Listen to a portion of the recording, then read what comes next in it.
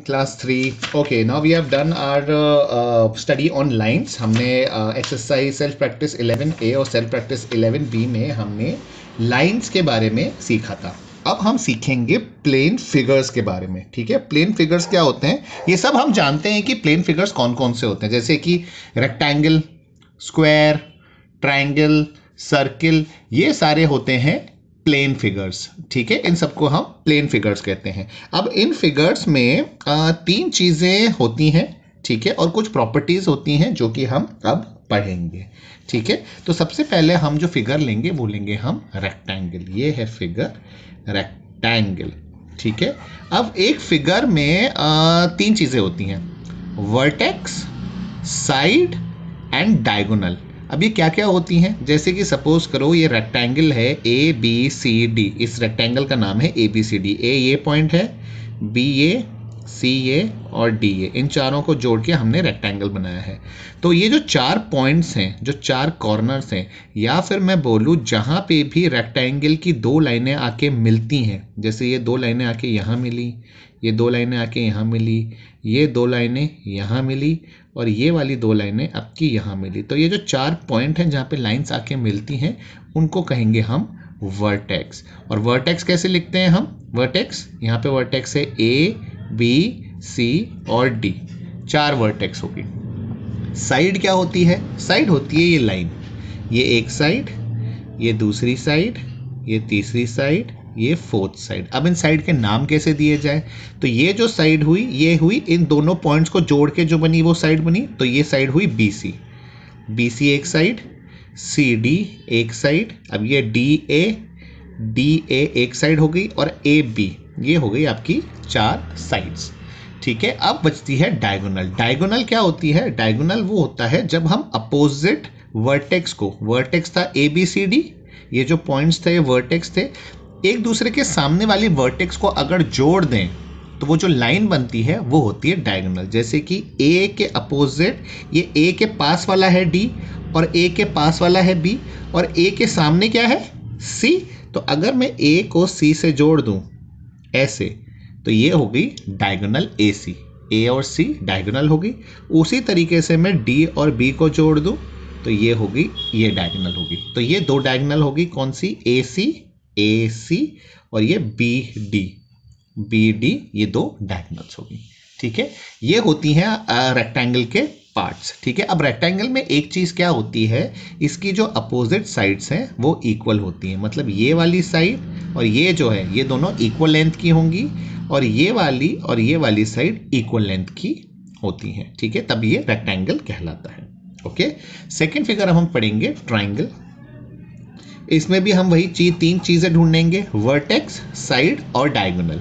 ठीक है, वर्टेक्स अब हम पता कर सकते हैं कौन सा वर्टेक्स है, जहाँ पे दो लाइनें मिलती हैं, 1 2 3, ये इसके वर्टेक्स हो गए. पी क्यू आर वर्टेक्स हो गए, पी क्यू आर. साइड क्या हो गई, एक तो ये साइड हो गई पी क्यू, एक हो गई ये क्यू आर और एक हो गई आर पी. ठीक है, ये तीन साइड होगी. अब डायगोनल तो हो ही नहीं सकती इसके अंदर, क्योंकि यहाँ से ये दोनों पॉइंट्स इसके पास पास हैं, सामने तो कोई पॉइंट है ही नहीं, तो यहाँ पे डायगोनल नहीं बनेगी. ओके, यहाँ पे कोई भी डायगोनल नहीं बनेगी. तीसरा फिगर आते हैं स्क्वायर. स्क्वायर में आपको वर्टेक्स ढूंढना है, इजीली ढूंढ सकते हैं. अब तो हम 1 2 3 4 वर्टेक्स है, एल एम एन ओ, ये चार वर्टेक्स हो गए. साइड कौन सी होगी, L M N O and O L, ये आपकी साइड हो गई, L M N O and O L, ये चार साइड हो गई. डायगोनल्स क्या हुई, अपोजिट साइड्स, अपोजिट वर्टेक्स को जो लाइन मिलाती है उसको हम डायगोनल कहते हैं. ये एक डायगोनल हो गई, ये एक डायगोनल हो गई. तो डायगोनल का नाम क्या हो गया, ओ एम और एल एन, ये हमारी दो डायगोनल होगी.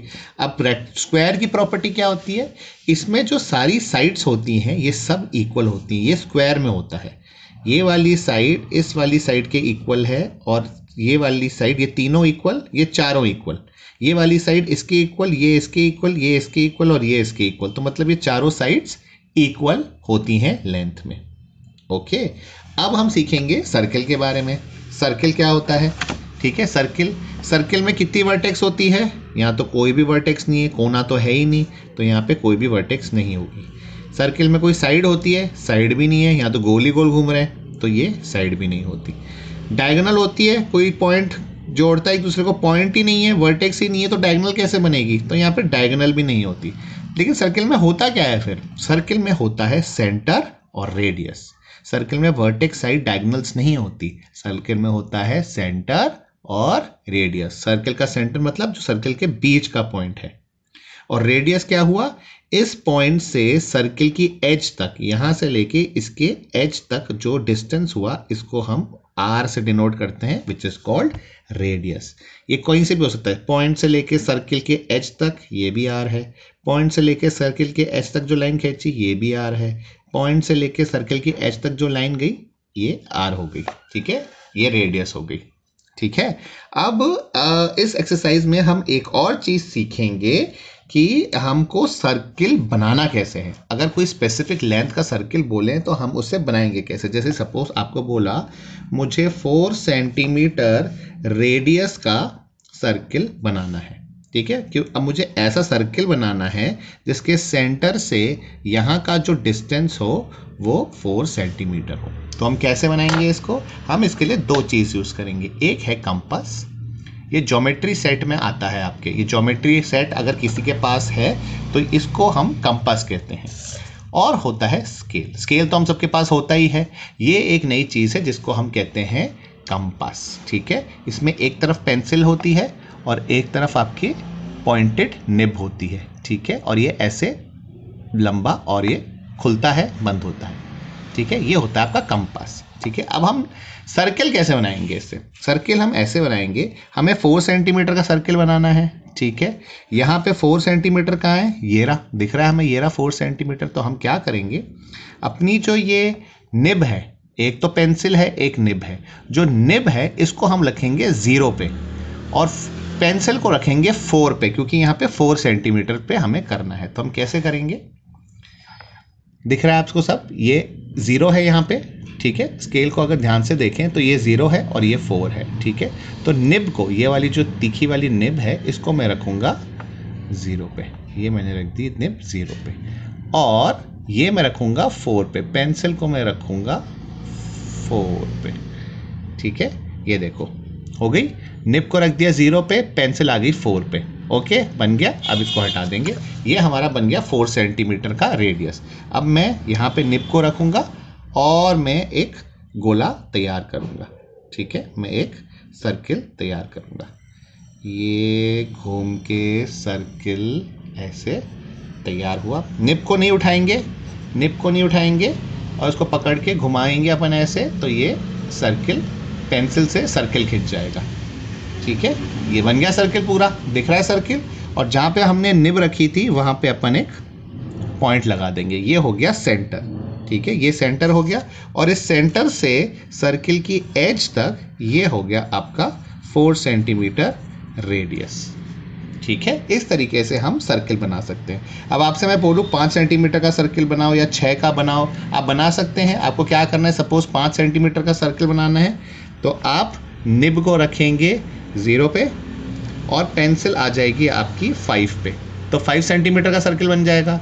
अगर मैं बोलूँ 8 सेंटीमीटर का सर्किल बनाओ तो निब रखेंगे 0 पे और पेंसिल आ जाएगी आपकी ये 8 पे, ठीक है। पेंसिल आ गई आपकी 8 पे, ये देखो 8 पे आ गई, तो ये आपका 8 सेंटीमीटर का सर्किल बनाएगी। अगर मैं बोलूँ 3 सेंटीमीटर का सर्किल बनाओ तो इसको छोटा कर देंगे और इसको रख देंगे हम 3 पे, ये देखो 0 पे और 3 पे। इससे जो सर्किल बनाऊंगा वो बनेगा 3 सेंटीमीटर रेडियस का सर्किल। इस तरीके से आपको अलग अलग सर्कल्स बनाने हैं।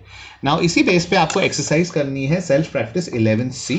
इसमें क्या है, अब आपको देखना है, आपको बताना है which of the planes are triangles. इन सारी शेप्स में ट्राइंगल कौन कौन से हैं, आप आसानी से निकाल सकते हैं। अब यहाँ पे लिखा है name all the triangles in the figure. इस फिगर में सारे ट्राइंगल्स के आपको नाम बताने हैं और यहाँ पे लिखने हैं, जितने भी ट्राइंगल्स हैं, बड़े छोटे जितने भी। जैसे कि अगर मैं आपको एग्जांपल दूं तो इसमें देखो, ये भी एक ट्राइंगल है, ABC ये एक ट्राइंगल है, और छोटा ट्राइंगल भी है, DIC भी ट्राइंगल है। फिर DEF भी ट्रायंगल है, CHG भी ट्रायंगल है, CJF भी ट्रायंगल है। इस तरीके से आपको इसमें सारे ट्रायंगल्स के नाम लिखने हैं। ओके, क्वेश्चन नंबर 3 में आपको बताना है कि कौन सा फिगर रेक्टेंगल है और कौन सा फिगर स्क्वायर है। हमें पता है ना रेक्टेंगल और स्क्वायर में क्या फर्क होता है। स्क्वायर में सारी साइड सेम होती हैं और रेक्टेंगल में आमने सामने वाली साइड सेम होती हैं। ठीक है, तो कोई भी फिगर जिसकी चारों साइड सेम होंगी वो स्क्वायर होगा, वरना वो रेक्टेंगल होगा। अब यहाँ पे है क्वेश्चन नंबर 4 में, identify the shapes of the following objects. आपको इसकी शेप बतानी है, ये किस शेप का है, ये सीढ़ी किस शेप की है, ये कार्ड किस शेप का है, ये फ्रेम किस शेप का है, रेक्टेंगल है, स्क्वायर है, ट्रायंगल है, सर्किल है, किस शेप का है, तो वो आपको लिखना पड़ेगा। ठीक है, question number 5 states that if you play a snake and ladder game with the help of a die, what is the shape of each face of a die. हम जब भी गेम खेलते हैं तो उसमें ऐसी एक डाइस यूज करते हैं जिसपे 1 2 3 4 5 6 लिखा होता है। ठीक है, उसकी एक साइड की शेप क्या होती है, उसकी एक साइड की शेप क्या होती है, सोच के बताना उसकी होती क्या है। ठीक है, अब यहाँ पे फिल इन द ब्लैंक्स हैं। ठीक है, और rectangle has dash sides and dash corners. आपको बताना है कि रेक्टेंगल में कितनी साइड्स और कितनी कॉर्नर्स होते हैं। सेम आपको ट्रायंगल के लिए बताना है कि उसकी कितनी साइड्स कितनी वर्टेक्स होती है। The dash of sides of rectangle are equal, मतलब अपोजिट साइड्स, यहाँ पे लिखना है आपको अपोजिट, मतलब रेक्टेंगल की अपोजिट साइड, अपोजिट का मतलब होता है आमने सामने, तो रेक्टेंगल की आमने सामने वाली साइड्स इक्वल होती हैं। Rectangular has dash diagonals, rectangle की कितनी डायगोनल्स होती हैं, 2 डायगोनल्स होती हैं। अभी हमने बनाया था ना यहाँ पे फिगर, देखो ये रेक्टेंगल का फिगर बनाया था ना, यहाँ पे हमने कितनी डायगोनल्स बनाई, एक डायगोनल ये और एक डायगोनल ये होती है ना 2 डायगोनल। तो यहाँ पे आपको यही मेंशन करना है कि रेक्टेंगल की 2 डायगोनल्स होती हैं। और circle has dash side, circle की कितनी साइड्स होती हैं, सर्किल की तो कोई साइड होती ही नहीं है। ये रहा सर्किल, सर्किल की कौन सी साइड होती है, साइड तो होती ही नहीं है क्योंकि यहाँ पे पूरा गोल है, कहीं पे फ्लैट तो है नहीं, तो यहाँ पे एक भी साइड नहीं होती। ठीक है, the diagonals of the square are equal, मतलब स्क्वायर की जो डायगोनल्स होती हैं, जब ये लेंथ ये लेंथ ये लेंथ और ये लेंथ सेम है तो यहाँ पे डायगोनल्स भी एक दूसरे के बराबर होती हैं स्क्वायर में। ठीक है, तो यही आपसे पूछा गया है, the diagonals of the square are equal, equal मतलब बिल्कुल सेम लेंथ की होती हैं। ठीक है, do all circles have same shape, सारे सर्कल्स की शेप सेम होती है, और do all circles have same size. 2 question है कि आपके क्या सारे सर्कल्स की शेप सेम होती है और क्या आपके सारे सर्कल्स की साइज सेम होती है। तो शेप और साइज में 2 फर्क होते हैं। शेप होता है ऐसा, जैसे कि सर्किल एक ऐसा है, एक ऐसा है, एक ऐसा है, सब सेम ही है, गोल ही है सब। तो सारे सर्कल्स की क्या शेप सेम ना, शेप सेम होती है, मतलब यस। लेकिन क्या सब सारे सर्कल की साइज सेम होती है, नो। एक छोटा सर्किल हो सकता है, एक बड़ा सर्किल हो सकता है, एक बहुत बड़ा सर्किल हो सकता है, एक इतना बड़ा सर्किल हो सकता है। साइज सबकी अलग अलग होगी लेकिन शेप सबकी सेम रहेगी। तो do all circles have same shape, yes. Do all circles have same size, no. ठीक है, अच्छा, can you draw 2 circles which has same centre, मतलब आपके 2 सर्कल बना सकते हो जिसके सेम सेंटर हो। हाँ बिल्कुल बना सकते हैं। जैसे कि ये मैंने 4 सेंटीमीटर का सर्किल बनाया था, ये इसका सेंटर था, सी सेंटर हो गया। अब मैं यहीं पे 2.5 का एक और सर्किल बना दूं इसके अंदर, उसका सेंटर क्या होगा, उसका सेंटर भी यही होगा। इसके अंदर मैं एक 1 सेंटीमीटर का एक और सर्किल बना देता हूँ, उसका सेंटर क्या होगा, यही होगा। तो मैं बहुत सारे सर्कल्स बना सकता हूँ जिसके सेंटर सेम हो। तो can you draw 2 circles which have same centre, yes I can draw. ठीक है, अब 10th एक्सरसाइज है, draw the circle with the radius 8 centimetre, 6 centimetre, 5 centimetre, 4 centimetre. मैंने ऑलरेडी आपको 4 सेंटीमीटर का आपको बना के बता दिया है। इस तरीके से आप बाकी के सर्कल्स बना सकते हैं। So that's your assignment for the day. आपको मेरे को सबमिट करनी है self practice 11C। Okay class, thank you.